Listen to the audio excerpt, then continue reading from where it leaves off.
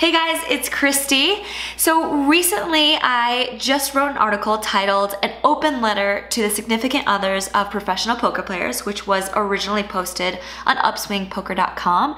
And I'm really the perfect person to write this since I am married to a professional poker player and I am one myself. So the response has been pretty amazing, so I decided to do a video because some of you guys don't read. So basically I just broke it down into what to do and what not to do. So starting with what not to do. Number one, do not suggest I quit poker. Every professional poker player has already considered this a million times and has asked themselves, am I even good enough to make it? Do I even like poker anymore? What else could or should I be doing with my life? It's kind of like a jab into what I'm most sensitive about. So I liken it to maybe, you know, if I'm feeling bloated today, and you're like, maybe you should go on a diet.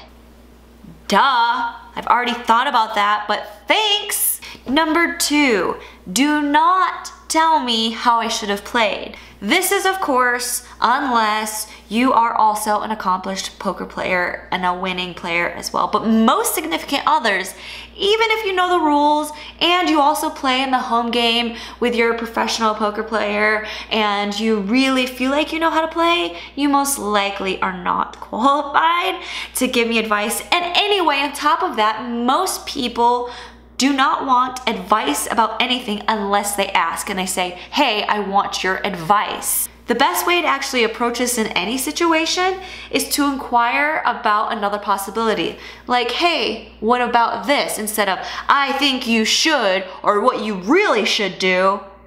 Nobody wants to hear that, and especially not after a losing session, and especially not if you don't really know what you're talking about. I'm just being honest. Number three, don't make this about you.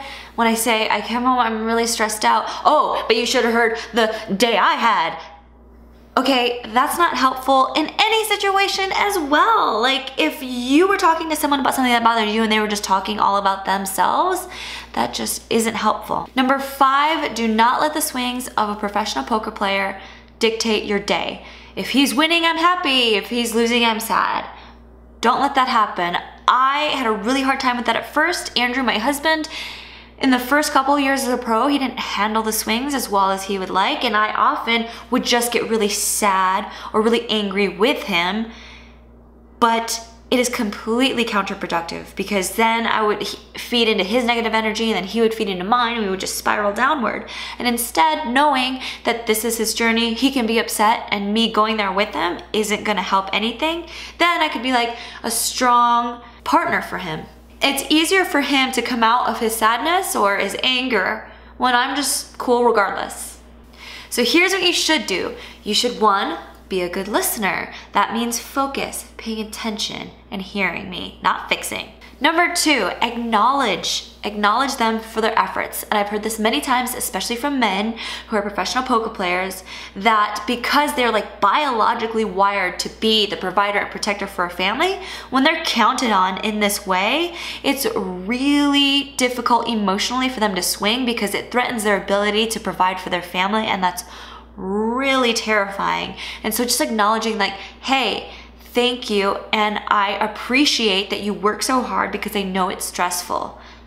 That makes a world of difference. And finally, number three, what you should do is take this opportunity to become closer, because I think that is the ultimate goal of any intimate relationship, is for you guys to connect and grow together. And poker is actually an awesome way to do that because, one, for the poker player, it is an opportunity for them to look at their own triggers, their own anger, their own fear, or whatever, to become a more patient, loving, present human.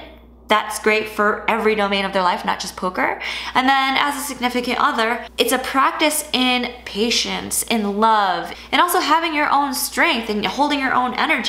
So really, I think it's pretty awesome to look at this as an opportunity, and so many of the things that I said can be translated to anyone in your life and also outside of poker. And I think the ultimate goals for the poker players themselves is to be so good at handling and feeling and going with the swings of the game that the significant other never really knows if they're up or down when they come home.